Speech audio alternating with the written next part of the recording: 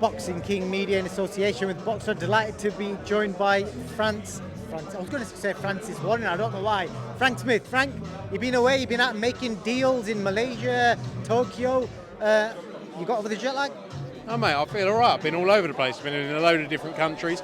I was actually just averting my PR disaster thanks to Boxing King Media. I'm back now, mate. I'm back. I was going to stay there forever, but I've decided to come back.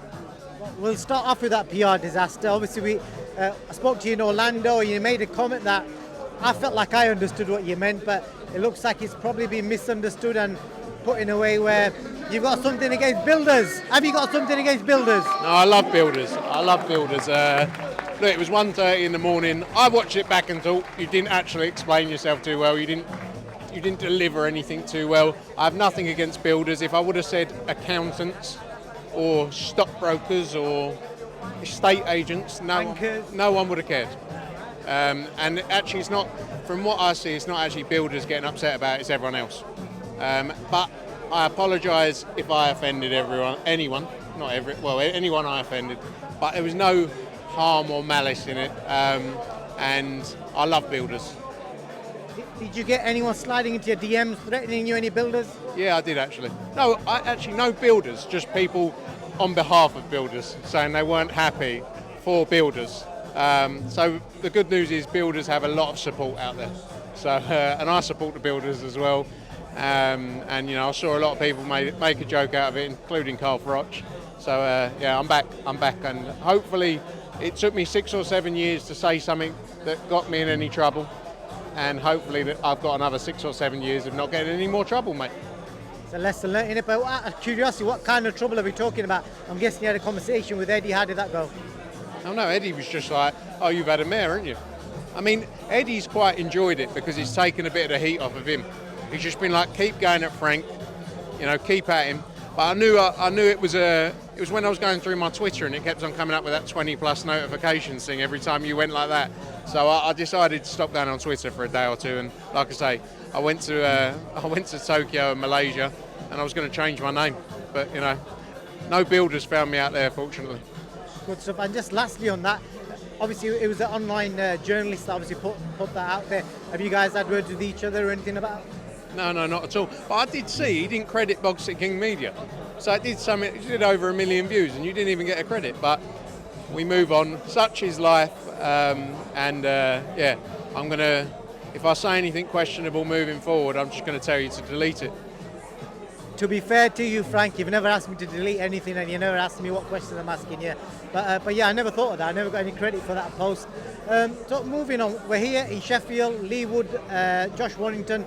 It's interesting. I spoke to Dave Allen earlier. He's picking Josh Warrington to win on points.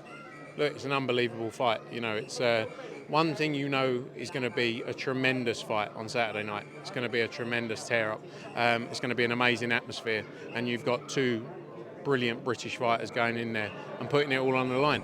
And these are the kind of fights we need for the sport, and it's great to deliver a fight of this magnitude. And yeah, I'm excited for it. Look, we obviously work with both the guys. We worked with them both for a long time. And once they get in the ring, there's nothing more we can do. We just want to deliver great fights, and we know on Saturday night this main event's going to be something special, along with a huge undercard as well. And what kind of crowd can we expect? Because I noticed in the last few weeks, a lot of the promoters have been, we've seen Boxer downgrading, they're using obviously York Hall, and they've got, I think, a Wolverhampton Hall for the Adam Zine fight. I noticed there weren't that many people at the Matchroom show the other week as well. So are we expecting a bigger crowd this Saturday? Look, obviously certain fights have different commercials behind them. The fight at Wembley last week, we went on sale with 4 weeks to go, and we had over 3,000 people in there. Sometimes maybe we could look at different venues. It's tough to get the right venues. It's tough to get to the right size venues, especially when you're working very much on short-term turnarounds compared to other promoters in other sports. In terms of Saturday night, we've got about 1,000 tickets left. It's going to be a packed-out venue in there come Saturday night, and this is the kind of fight that deserves a packed-out venue. So it's going to be an atmosphere unlike anything else. I see a lot of things on the internet, people talking about tickets. We got to focus on our shows, what we got coming up. Like I say, huge night Saturday. And then we've got Jack Catterall against Jorge Linares. We've got over 7,000 people in there. Obviously, Katie Taylor against Chantel Cameron is going to be sold out again at the 3 Arena. Working on some other shows to announce soon as well. So, it's got some big run of big ticket sellers coming up. Good stuff. And then with regards to your travels recently, is any progress on the big international fights you're talking about? There's talk of AJ fighting abroad. There's also the Eubank Junior Ben situation. Is that the reason why you was abroad? Yeah, look, I was in Japan to announce our new deal with Rakuten and Never Say Never. A massive deal, 3-year deal, 3 shows a year, taking place all over Japan. So we're very excited to get that up and running. I went to Malaysia after that, talking to the government about delivering events there, not just in boxing, but across our range. Obviously we promote 400 events a year across 9-10 different sports. So that was very much looking at boxing, but darts, snooker, pool as well. And then I've just come back from Abu Dhabi. I landed back from Abu Dhabi this morning, working on some big opportunities there. We've got a great partnership there and hopeful to deliver something soon. Eubank Ben is definitely a fight that's in the running there. AJ as well. So let's see. There's some big things coming up, and hopefully we can get something over the line. If you don't get Eubank Ben over the line, could we definitely see AJ maybe fighting Abu Dhabi in that card, or let's just say both of them go out the mix? Have you got to deliver a show for Abu Dhabi in December? We're working to deliver a show on December 23rd. We're looking at Abu Dhabi, but we're also looking at venues in the UK as well. That's our plan, to deliver a big night on December 23rd. I think Eddie's spoken about it quite a lot. So that's the focus. There's still work to be done if we get something done in Abu Dhabi, but if not, the plan is to look at the UK as well. So let's see. Any other words, Frank, before I let you go?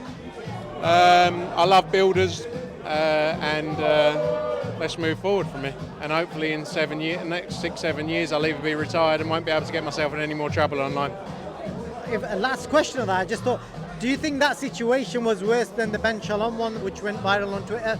I can't. The situation with Ben Shalom when that went on Twitter, when he, when he made a comment about us talking about Eddie, and I can't remember who else it was, but that went viral on Twitter. That did about 1 million views as well. I'm not going to compare it. That was a completely different scenario. I said something and didn't deliver it very well. I know what I meant. I didn't mean any harm from it. And it is what it is. There's going to be, Twitter's an interesting place. There's always going to be people who use that and come against me or us or Matchroom and use that as a way to do it. Simon Jordan, perfect example. He calls me a T-boy, yet says that I've got a problem with the working class. So am I a working class T-boy, which I didn't come from money. So what am I? Am I a working class T-boy, or do I not like working class? Which one is it? Obviously people are going to use it for their agenda and take bits out of it to make me look bad. I'm not that kind of person. Like I say, I didn't work. Didn't have loads of money. I've worked hard to get to where I am, and I'm sure if you speak to anyone, I'm nicer to I'm not like one of those people who is looking at class or like talking to these people because they've got this kind of role. That's not me at all. So people will use it obviously, and I said it. So I said something and people took it a certain way. I didn't mean it that way, but people took it, so I have to live with it. I was the one who said it. And like I say, I apologise if I offended anyone, but it's one of those things. It's a joy of doing interviews back to back to back, and at 1:30 in the morning, and sometimes you say things and you don't deliver it in a way you maybe mean, or you could make it a lot clearer. And I maybe, if it was middle of the day, I maybe would have made it clearer. But like I say, no harm meant from it, and we move on. It was the last interview you did, and it was at 1:30 in the morning. Just last thing, what was the best joke you got from that situation? I love the picture. Somewhere in my phone, I got of someone edited of me with the hard hat on, everything. Like I say, maybe I could get a deal with B&Q off the back of this. Anything's possible. One of those. Anything's possible. Frank Smith, as always, appreciate your time. Top man, thank you. Cheers, mate. Thank you.